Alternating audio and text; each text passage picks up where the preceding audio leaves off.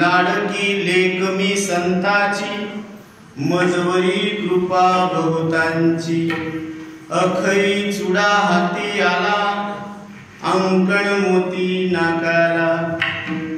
बोध मुराळी शृंगारीला, 84चा शिक्का केला। मजवरी कृपा बहुतांची, लेक लाडकी मी संतांची। तुका तुकी आला, तुका तुकी उतरला, सहानुकीचा कौल दिला। मजवरी कृपा बहुतांची, लेक लाडकी मी संतांची। विठाला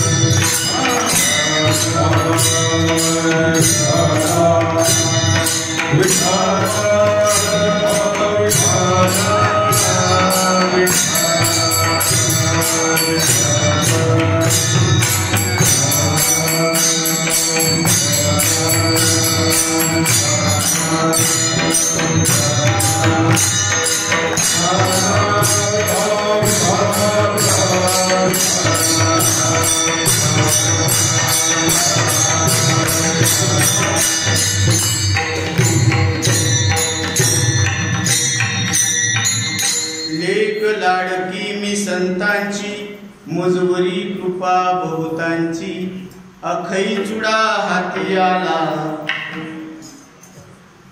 कंकण मोती नाकाला, पांडुरंगा करू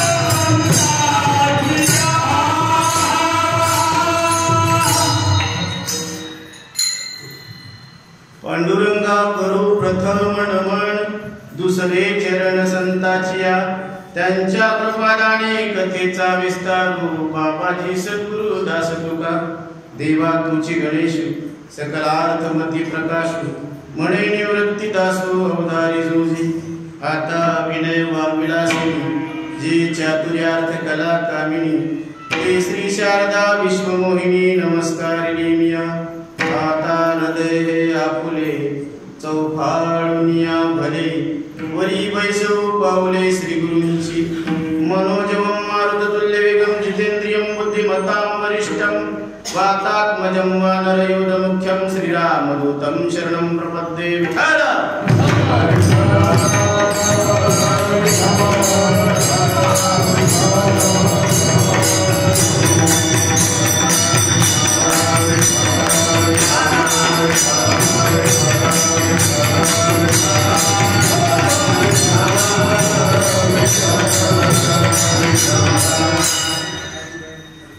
लाडकी लेक मी संतांची, मजवरी कृपा बहुतांची, अखई चुडा हाती आला, अंकण मोती नाकाला।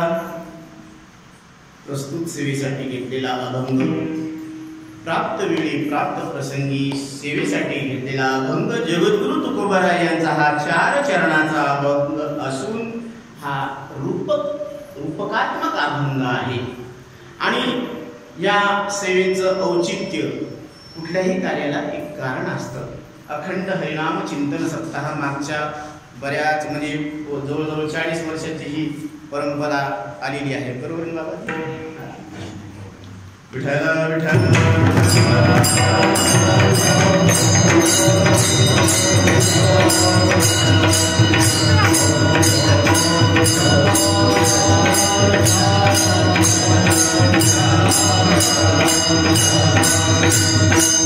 जवळजवळ 40 वर्षापासून आलेली ही परंपरा आहे। आणि या परंपरेमध्ये अखंड हरिनाम चिंतन सप्ताह, ज्ञानेश्वरी पारायण सोहळा असे विविध कार्यक्रम होत असतात। आणि त्या कार्यक्रमाच्या निमित्तानं, सप्ताहाच्या निमित्तानं 5व्या क्रमांकाची ही सेवा आलेली आहे। आणि त्या सेवेला आपण सगळ्यांच्या आशीर्वादानं आरंभ करत आहोत। विठ्ठल विठ्ठल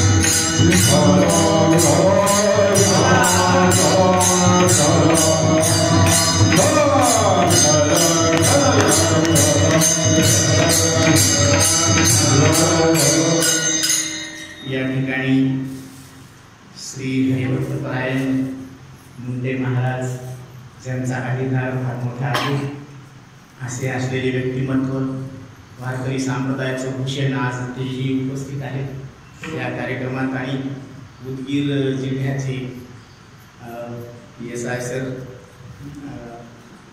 गायकवाड सर उपस्थित आहेत। तर सर्वांच्या संतांच्या उपस्थितीमध्ये हा वारकरी संप्रदायाचा एक सोहळा पार पडत आहे आणि आपण अभंगाचा भावार्थ पाहण्याचा प्रयत्न करू। विठ्ठल विठ्ठल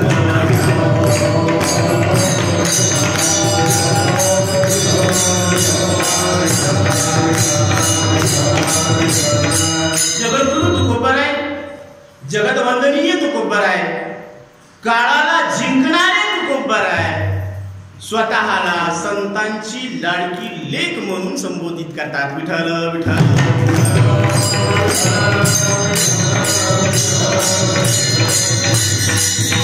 अभंगाचा भावार्थ असा आहे, लाडकी लेक मी संतांची, मी संतांची लाडकी लेक आहे, मजवरी कृपा बहुतांची, माझ्यावर सगळ्यांची कृपा झालेली, कोणाकोणाची?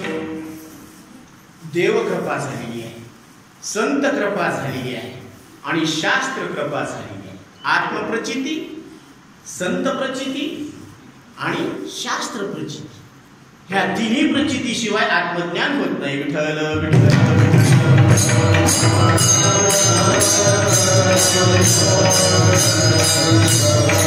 अखई चुडा हाती आला, अंकण मोती नाकाला।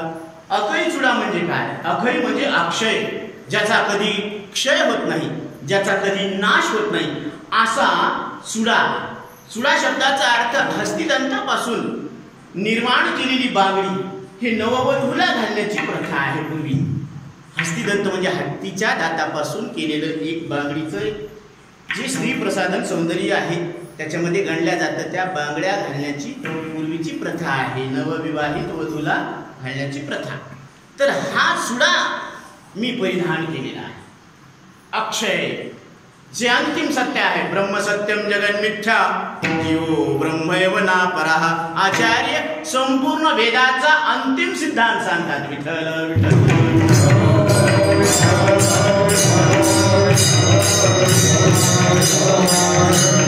आता असा अखई चुडा हातात आला, हातात आला म्हणजे आत्मसात झाला। मग काय झालं?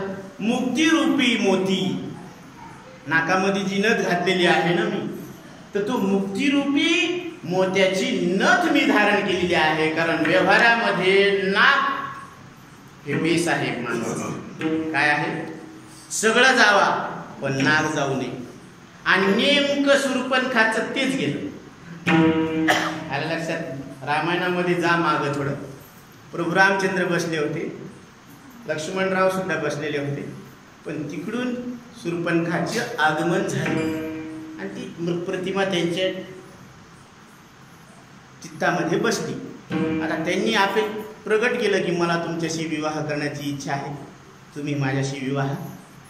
तर प्रभू रामचंद्रांनी सांगितलं माझं आधीच लग्न झालेलं आहे, एक वचने एक पत्नी एक बाणी, मी प्रभू श्रीराम आहे, हे लहान आहे, लहान भाऊ आहे, त्याच्याकडे जा, तिकडे प्रस्ताव सुद्धा।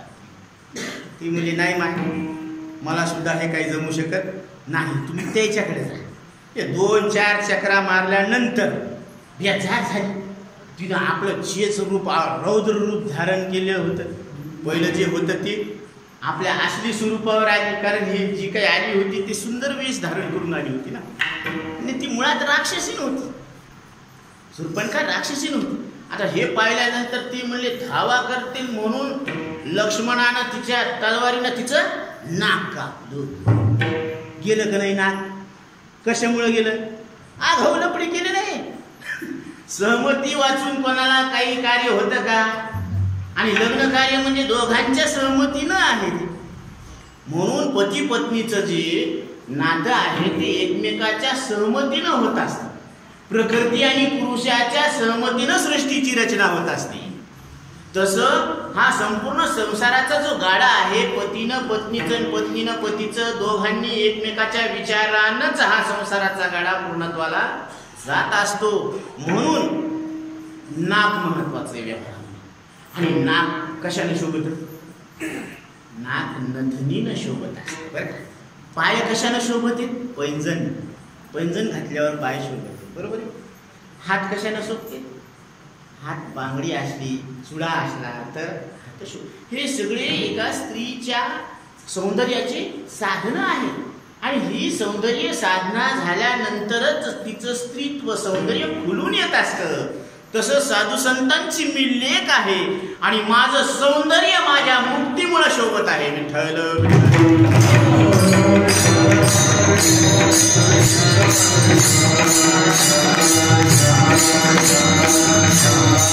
काय करावी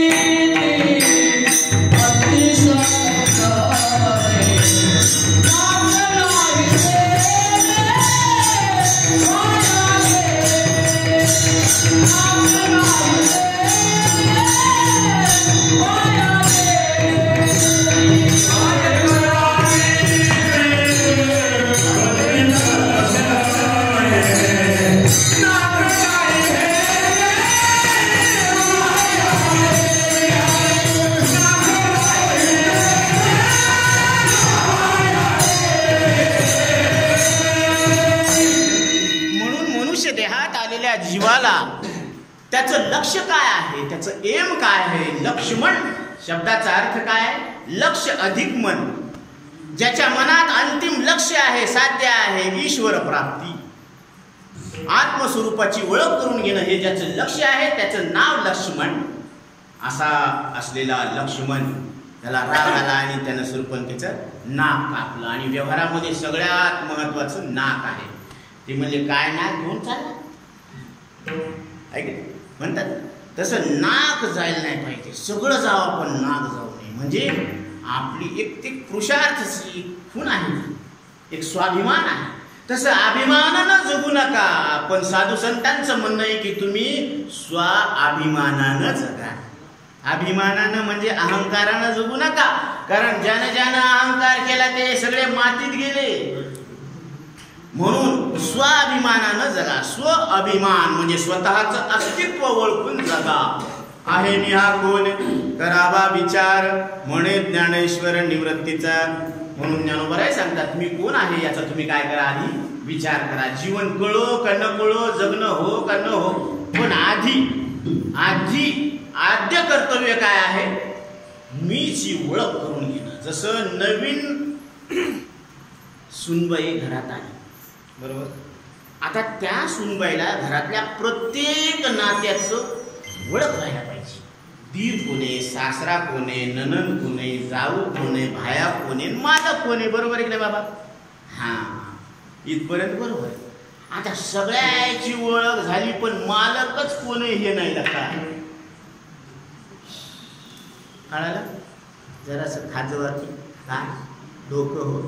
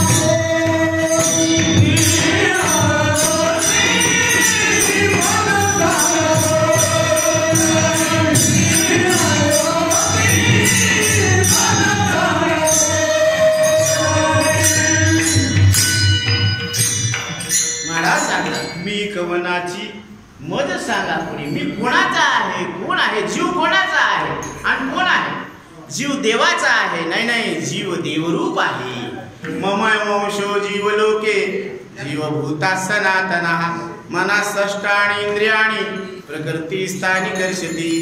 म्हणून हा जीव कोण आहे? देव आहे. म्हणायचं तसं म्हणायचं तर मी संतांचा म्हणा, मी अज्ञानाचा नाही, पाप पुण्याचा नाही, बरं का, कुळाचा नाही, जातीचा नाही, धर्माचा नाही, मी कोणाचा आहे? कारण बालक लहान होते हस्तामलक आणि त्यांना सगळ्या यातना होऊ लागल्या, मुळे चावू लागले. आता जोपर्यंत मुंज होत नाही तोपर्यंत ब्राह्मणत्व सिद्ध होत नाही आणि मुंज होण्यासाठी गायत्री मंत्राचा उच्चार करणं अपेक्षित असतं, बरं का. आता हे बोलायलाच तयार नाही बालक, त्याला वाटायला कोणाला बोलावं, कारण सगळे कोणाला बी बोलावं तर सगळे देहाला मी समजूनच बोलायला लागले आणि देहाला समजणं काही बरोबर नाही. इथं आत्मस्वरूपावर एक बी जागा नाही तर यायला बोलून काही अर्थच नाही. म्हणून ते बालक बोलच न गेलं, मुंगळे चावायले तरी रडायला आणि तिथंच गप्प बसायला. अचानक आचार्यांची भेट, तिथं आगमन झालं आणि त्या बाळाची आणि आचार्यांची नजरेला नजर भिडली. म्हणजे दोघांना आत्मस्वरूपाची ओळख झालेली होती, म्हणून योग्याच्या पुन्हा योगिया झाली. बरोबर आहे. आचार्यांनी प्रश्न विचारला, कस्त्वम शिशो कस्य कुतोषी गंतः किन्नामत येत्वम कुतागतोषी येतन्मयोक्तम वदचार्भकत्वम. त्यावेळेस अष्टामलकांनी पहिल्यांदा उत्तर दिलं आणि इतकं समर्पक उत्तर दिलं, न हम मनुष्यो न च देव यक्षो न ब्राह्मण क्षत्रिय वैश्य शूद्रा भिक्षुर्न चाहम निजबोध रूपः न ब्रह्मचारी न ग्रही वनस्थो भिक्षुर्न चाहम निजबोध रूपः सनित्योपलब्धी स्वरूपो महात्मा. मी नित्य उपलब्ध असलेला परमात्मा मी आहे, ही स्वतःची ओळख आहे. विठ्ठल.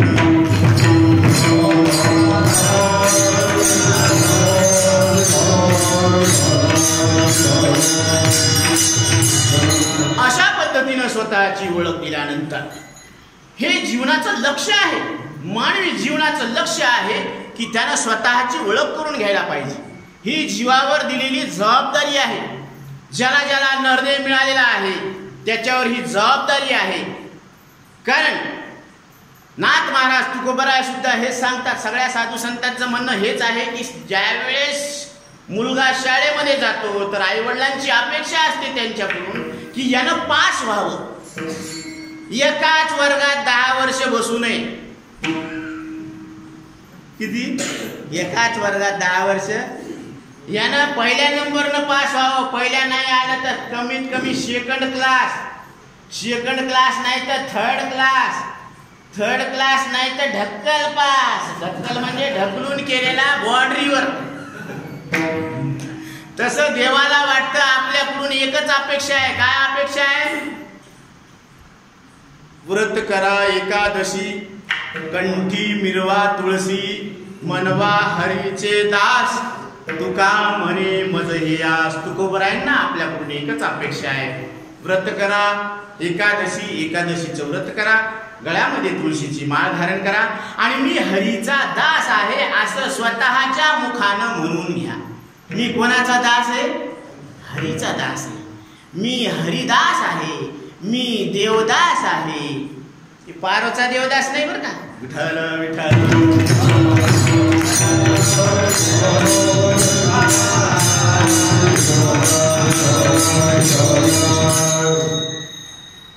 तरीच जन्मायावे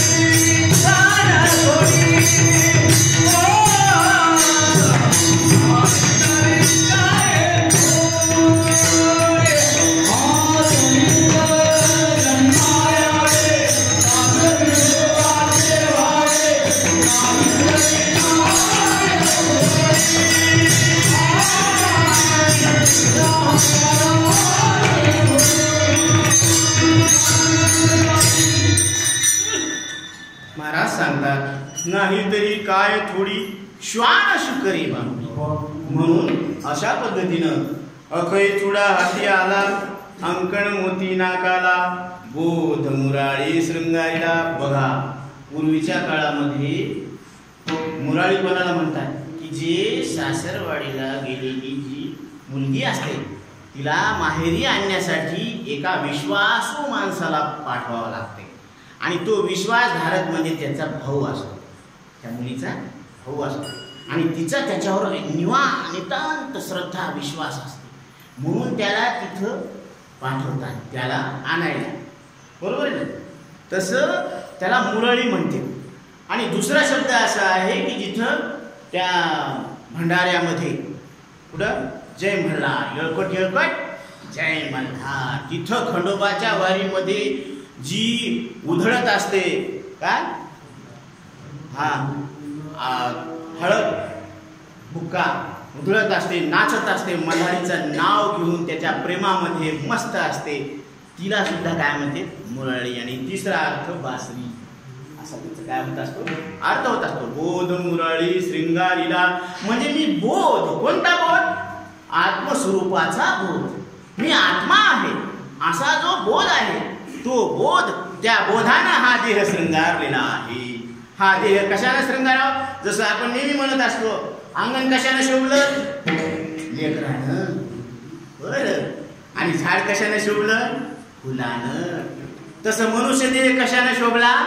मी ब्रह्म आहे या बोधाने शोभलेला आहे. विठ्ठल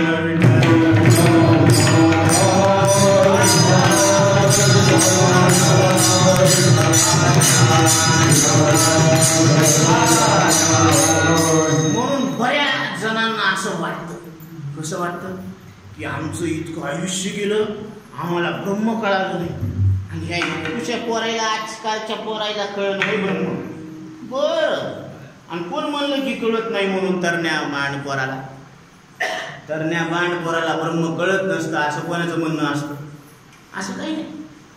आता एक म्हातारी बाई 70 वर्ष आयुष्य आहे तिचं, आणि ती नवीन नवरी झालेल्या मुलीला सांगायला लागली की मी 70 वर्ष होऊन मला पोरगी नाही झालं, लेकरू नाही झालं, आणि तुला एका वर्षात कसं होईल?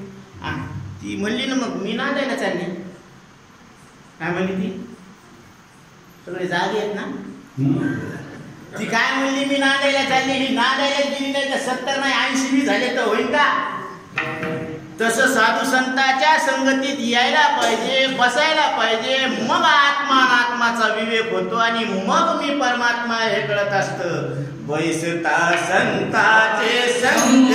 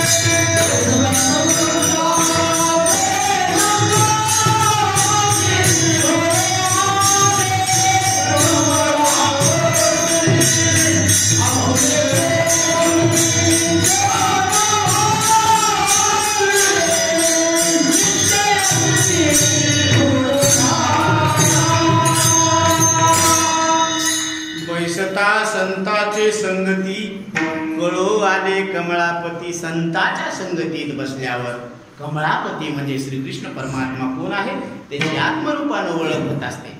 म्हणून मज हृदय सद्गुरु जेणे तारिलो हा संसार करू. म्हणून विशेषे अति आदर विवेकावरी. माझ्या हृदयामध्ये सद्गुरू आहेत का?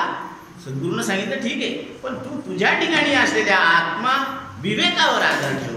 कारण विवेकानं काय होत असतं, ज्ञानाग्नी दग्ध कर्मानी भस्मसात करू ते अर्जुन. ज्ञानशक्तीची निपाडे हे आगुरीची त्रैलोक्य असे ठोकळे. ऐसे सामर्थ्य असे चोखडे ज्ञानी. या ज्ञानाच्या शक्तीनं काय होत असतं, तर या ज्ञानाच्या शक्तीनं कर्माचं जाळं नष्ट होत असतं. कर्म जळून जात असतात. कसे जळतात कर्म? आता भलते योनी जन्म घेतात, ऐके नामे त्याची गाता वाणीता. त्या देवाचं नाव जर गायन केलं त्यानं तर धन होते संचिता. संचित कर्माचं काय होत असते? दहन होत असते. दहन संचित कर्मा. संचित कर्माचं दहन म्हणजे ते जळून जात. आता संचित म्हणजे साठलेलं. देहाला मी समजून अनंत जन्मात अनंत देहात मी समजून केलेले कर्म आणि त्या कर्माचा गठ्ठा, त्याचं नाव काय आहे? संचित कर्म. आणि यापरी प्रारब्ध भोग येती अंगा. भोगिता स्मरे जो पांडुरंगा. नामे त्याची गाता वाणीता. निस्तरे प्रारब्धा तो प्रारब्ध वर्गाला सुद्धा काय होत असतो? निस्तरून घेत असतो. म्हणजे त्याच्यावर काही प्रभाव होत नाही. एखाद्याने समजा दगड मारला, टाळक्याला लागला, रक्त निघाला, आणि एखाद्याने कापसाचा दगड मारला, फरक आहे ना? दगड मारणं आणि कापसाचा दगड मारणं याच्यात फरक आहे ना? तसं जे सुखदुःख आहेत तर ते काय होत असते, तसे कापसाच्या बोंडासारखे वाटतात. म्हणून तसं आता त्यानं जे कर्म करायले, जे नित्याने आचरत, ते ब्रह्मार्पण जे करीत आहे का, तर ते ब्रह्मार्पण केल्यानंतर आता काय होत असतं? आता ते क्रियमान जाळीत निष्कामता. अहंकृतीनं धरी फळकाम रहित. तो मी केलं हे कर्म असा अहंकार धरत नाही आणि फलाची अपेक्षा ठेवत नाही. फलकाम रहित. अहंकृती न धरी फलकाम रहित. तर क्रियमान जाळीत निष्कामता. निष्कामतेनं केलेलं कर्म म्हणजे फलाची अपेक्षा न ठेवता केलेल्या कर्मानं त्याचं क्रियमान जळून जातं. म्हणजे तिन्ही रिपोर्ट कसे आले? नील. याची लागी निरामणे. बरं का, याच्यासाठी निळोबराय सांगतात. काय सांगतात? कर्मपाश तुटती येणे. याच्यानं कर्मपाश तुटत असतात. कशानं? भगवंताच्या नामस्मरणे यातायाती चुकती. भगवंताच्या केवळ नामस्मरणानं हे जन्म मृत्यूचं दुःख जळून जात असतं. विठ्ठल विठ्ठल.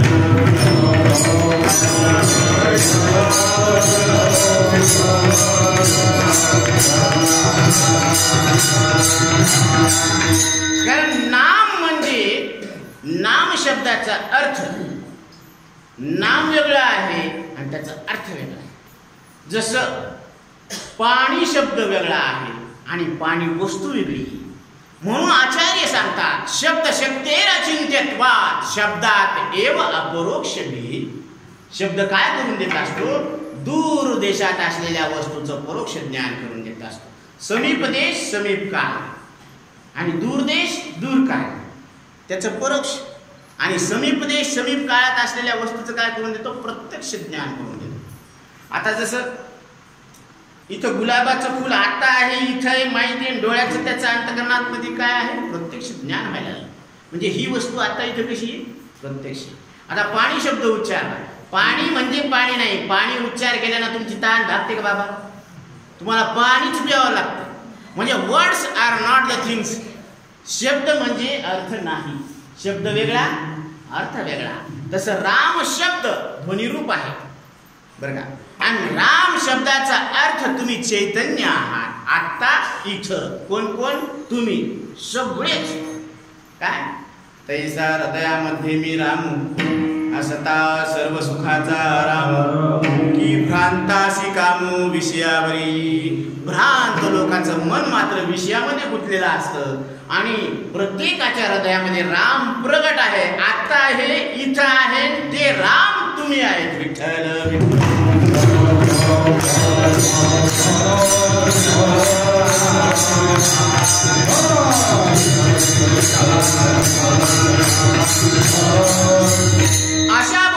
बोध मुराळे श्रृंगारीला अशा बोधानं हा देह शोभला.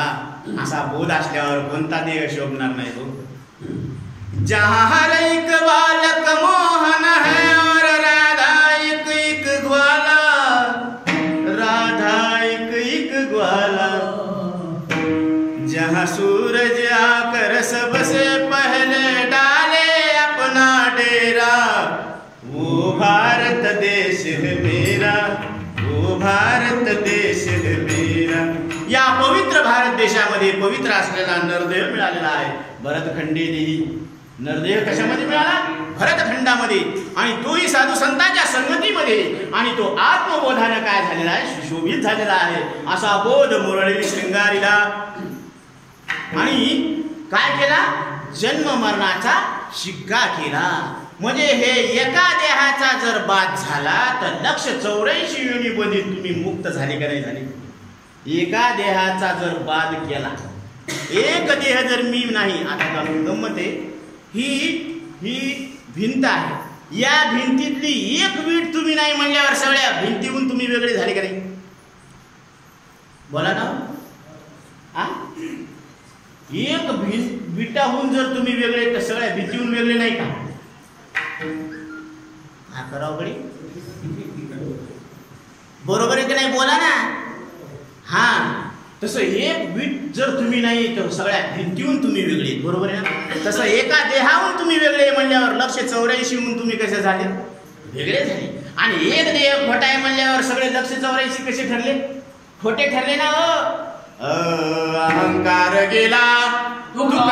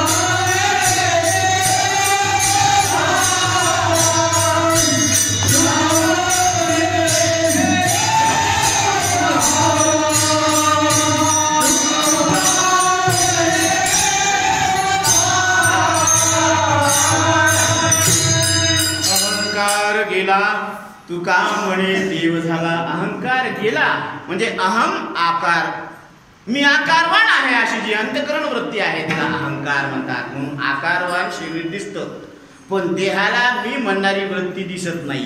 म्हणते बरं का. म्हणून अहंकार दिसत नसतो. म्हणून ते पाया पडून जात नसतं, ते दान धर्म करून जात नसतं, ते योगया करून जात नसतं, ते उपासना करून जात नसतं, पुण्य करून जात नसतं. मग काय करावं लागत असतं? तर देहाला बाधित करावं लागत असतं. म्हणजे देह बाधित झाला म्हणजे अहंकार गळून पडला. संसार मनातून गळून पडे, कसली जीवाला भूल पडे, कसली जीवाला भूल पडे.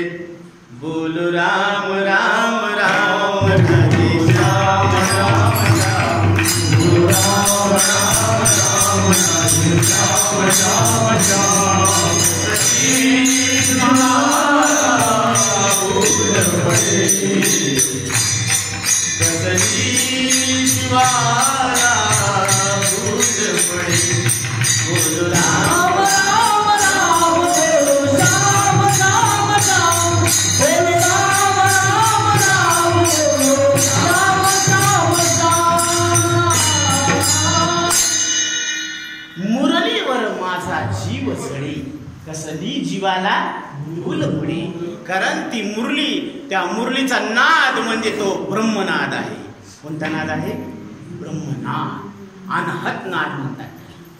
आणि तो नाद म्हणजे काय आहे, तो नादातीत ब्रह्मच काय झालं, नादाच्या रूपानं प्रगट झालं.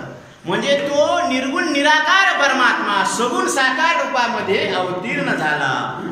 तुका म्हणे झाला सोपा आला नावा रूपा. म्हणजे तो परमात्मा काय झाला, तुमच्या आमच्या प्रेमापोटी सगुण रूपामध्ये आला. आणि सगुण रूपामध्ये आल्यामुळं आता म्हणून नाथ महाराज सुद्धा सांगतात ना, सगुणी पावता सगुणी भजता निर्गुणी पावलो, निर्गुणी भजता सगुणी पावलो, सगुणी भजता निर्गुणी पावलो, विकल्प धरिता जीवाजळे. बरोबर ना बाबाजी? हा, म्हणजे नाथ महाराज सुद्धा सांगतात सगुण साकार मूर्तीचं जर तुम्ही भजन केलं तर तुम्हाला तुम्ही निर्गुण परमात्मा आहे असं लक्षात येईल. का? कारण ज्ञानदेव म्हणे निवृत्ती निर्गुण, माझे श्रीगुरु निवृत्तीनाथ कोण आहेत? निर्गुण परमात्मा आहे. आणि त्यांनी दिधले संपूर्ण माझे आहेत. ते का ठेवले आपल्या खिशामध्ये? ते काही इथले व्यापारी थोडीच येतात की कमी शेण जास्त शेण घ्यायला यायला का लक्षात जरास. म्हणून ते तसं नाही बरं का. जे म्हणून कोणाला म्हणावं सद्गुरू, जे शिष्या ते सद्वस्तू ते मिळविती तया ते श्रीकृष्ण सद्गुरू मानिती. जे शिष्याला तू माझा शिष्य नाही, मी तुझा गुरु नाही, तर तू सुद्धा निर्गुण परमात्मा आहे, मी सुद्धा निर्गुण परमात्मा आहे. म्हणजे आता गुरु शिष्याचा भेद राहिला का? नाही राहिला. म्हणून त्यांनी काय सांगितलेलं की दोन्ही दिसती सारखी वर्म जाणे तो पारखी. म्हणून जे शिष्या ते सद्वस्तू ते मिळविती तया ते श्रीकृष्ण सद्गुरू मानिती. त्याला श्रीकृष्ण परमात्मा सद्गुरू म्हणतात. का कोणाला म्हणावं गुरु? आमच्या गुरुला मरण करतो बाबा, लयच पोचलेले दिसते. गुरुला मरण कळावं का मरण नाही असं कळावं. क्या बात आहे. बोला, बोलावंच लागेल बाबा. आता इलाजच नाही. आता तुम्ही चौकटीत बसलेले.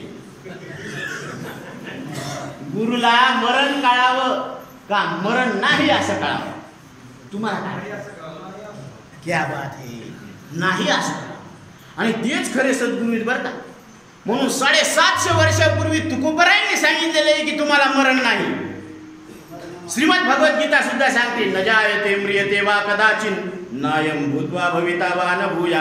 आता इथं कानाद्वारे शब्दाला जाणणारा न जन्मलेला परमात्मा आहे. आणि जे जन्मतात नाही ते मरण कसं, आणि जे मरतच नाही त्याचा जन्मच कसा होईल. जातशी ध्रुव मृत्यू ध्रुवम जन्म मृतस्य तस्माद परिहार्यर्थे नत्वम शोचितुमर्हसि. अर्जुना, ज्याचा जन्म झाला ना त्याचा मृत्यू निश्चित आहे, आणि ज्याचा मृत्यू निश्चित आहे ना त्याचा परत जन्म निश्चित आहे. क्या बात आहे जरा. हा, म्हणून आता तुमचा जन्मच नाही झाला. कोण सांगायला लागलं? जगद्गुरु तुका बरा आहे. जन्म नाही रे आणिक तुका म्हणे माझी भा नाही माझी आवे मरावे लाग.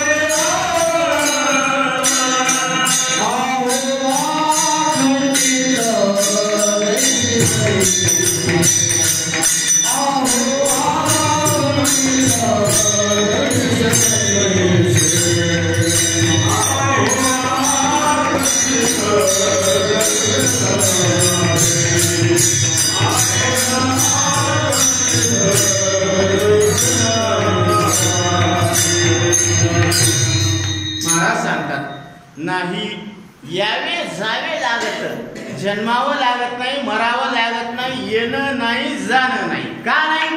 कारण आम्ही एक दिवशी नाही, परिचिन्न नाही. हा, आता खरं सांगा, ही बुक्याची डबी इथून तिथं तिथून इथं नेता येते का नाही? पण बुक्याच्या डबीतला आकाश कुठे नेता येतं? आकाश नेता येतं का? आकाश नेताच येत नाही. आकाशाला कुणी न्यावं आणि कसं न्यावं आणि कशात न्यावं? आकाशाला नेता येत नाही. तसं आकाशाचं अधिष्ठान आपण आहोत. म्हणून नाही मरावे लागत, म्हणजे यावं लागत नाही, जावं लागत नाही, जन्मत नाही, मरत नाही, अशी दिव्य वस्तू म्हणजे तुम्ही आहात. हे आणि हे प्रत्येकाचं काय आहे? स्वरूप आहे.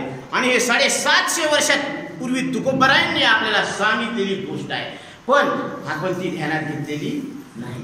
आणि देवबापाने एकदा सांगितलं ही तुमची धर्मपत्नी, हे तुमचे धर्मपती. बरोबर आहे? किती पक्क ध्यानात ठेवलं बाबा? सांगायची गरज नाही. आणि 750 वर्षापूर्वी तुकोबरायांनी सांगितलेली गोष्ट आपण विसरलेलो आहोत. अमरा अमरा अमरा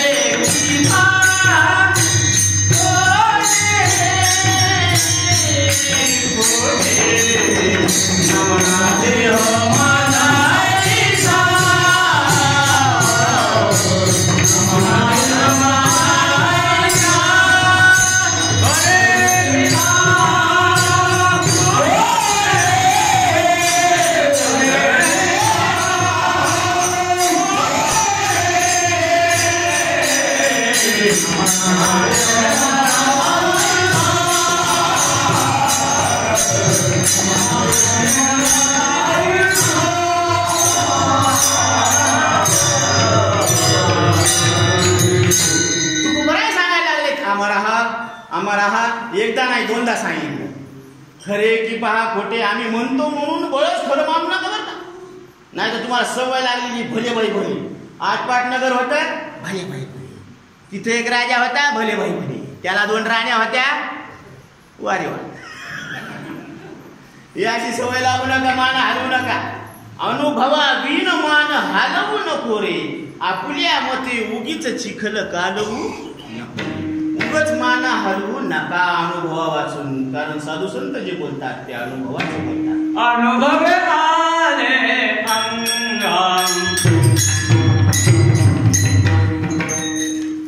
कारण साधू संत जे बोलतात ते अनुभवाचं बोलत असतात. ते सांगतात तुम्ही एक आहे, तुम्ही पूर्वीचेच आता आहे आणि तुम्ही जाणता. हा तुमचा अनुभव नाही का बाबा? याला जात पात याची कंडिशन आहे का? नाही. जात नाही, कुळ नाही, काय नाही. तुम्ही एक आहे. कुणी विचार करून पहा, डोळे झाकून एकांतामध्ये तुम्ही अनुभव लक्षात घ्या. तुम्ही किती आहेत? तुमच्या मनाला प्रश्न करा. मी एक आहे, मी पूर्वीचाच आता आहे आणि मी जाणतो. ह्या 3 गोष्टी तुम्हाला कबूल आहे का नाही? बोला ना, कबूल आहे का नाही? तोंडानं हो म्हणा पटकन, पुढं जाता येतं आपल्याला. असलं तर हो म्हणा, नसलं तर नाही म्हणा. कारण आम्हाला कबूल केल्याशिवाय पुढं कसं धकता येईल? ओ तुम्ही एक आहेत का नाही? लहान लेकरं पुढे गेले. हा भया तू किती आहे? डोळे किती आहेत? कान, हा हात, हाताला बोट. लेकरू लय हुशार आहे बरं का. हा ते संतांचं आहे ना ते. हा आणि तू किती आहे? बरं तू पहिलाच आहे का आताच आहे? म्हणजे पहिले लहानपणात होता आणि तेच तू आता आहे, म्हणजे पूर्वीचाच आता आहे. बरोबर. आणि तू जाणतो ना, म्हणजे तुला कळतं ना. हे तुला कळतं हे पण शिकवायची गरज आहे का? म्हणजे त्याला कळतं ते एक आहे, ते पूर्वीचाच आता आहे. हे नियम आहे बरं का. हा अनुभव सगळ्याला सारखा आहे. आणि जे पूर्वी असून आता आहे ते सत्य आहे, आणि जे सत्य आहे तेच ज्ञान स्वरूप आहे, आणि जे ज्ञान स्वरूप आहे तेच आनंद रूप आहे. कारण झोपेत कुठलाच विषय नसताना तुम्हाला आनंदाचा अनुभव आहे. तुम्ही झोपेतून उठल्यावर सकाळी उठून तुमचा अनुभव सांगता, मी सुखानं झोपलो होतो, काही जाणत नव्हतो. तो आनंद कोणाचा? म्हणजे ते आनंद आणि तुम्ही 2 नाही, एकच. जरासं सगळ्या अंगाचा कान करून ऐका बरं का. हे मुद्दे परत परत ऐकायला घडत नसते. म्हणून हे सच्चित आनंद हे तुमचं स्वरूप आहे. सत्यम शिवम सुंदरम, म्हणजे सत्य ही शिव है, शिव ही सुंदर है, आणि सुंदर परत कोण आहे? शिव आहे. म्हणून सत्यम शिवम सुंदरम मनुष्य देवीचे ज्ञाने सचितानंद पदवी घेणे एवढा अधिकार नारायणे कृपावलोकनी दिला. म्हणून हा अधिकार आपल्याला दिलेला आहे आणि त्या अधिकाराचा मी वापर केला.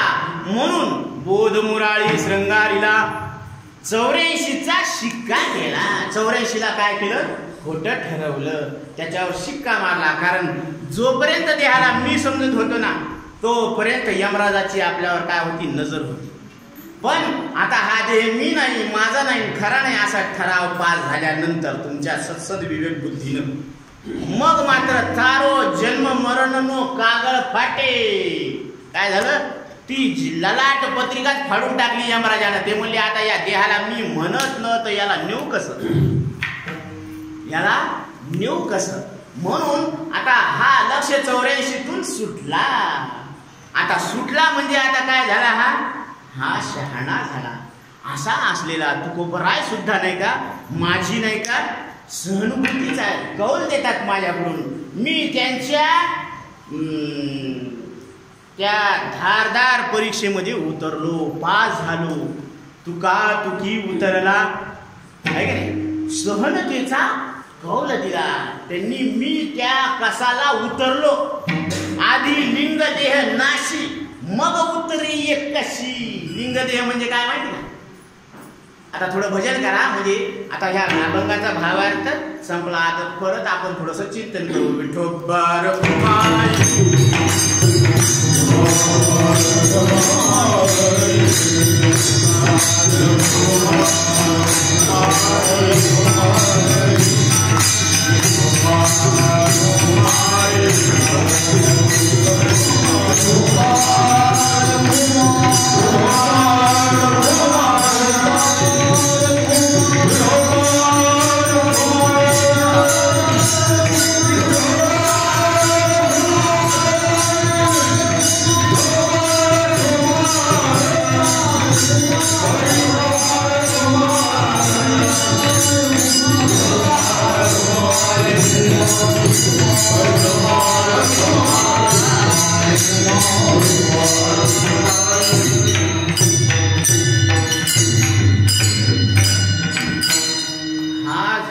अभंगाचा थोडक्यात भावार्थ.